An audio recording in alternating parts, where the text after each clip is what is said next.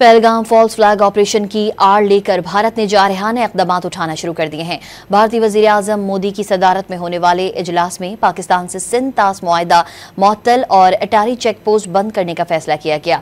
भारतीय वजारत खारजा के तर्जुमान ने तफसीलात बताते हुए कहा कि पाकिस्तानियों को सार्क के तहत वीजे बंद करने का ऐलान कर दिया गया। भारत में मौजूद पाकिस्तानियों को 48 घंटों में मुल्क छोड़ने का भी हुक्म दिया गया है। पाकिस्तानी हाई कमीशन में तमाम दिफाई अताशियों को नापसंदीदा करार देकर मुल्क छोड़ने की हिदायत कर दी गई।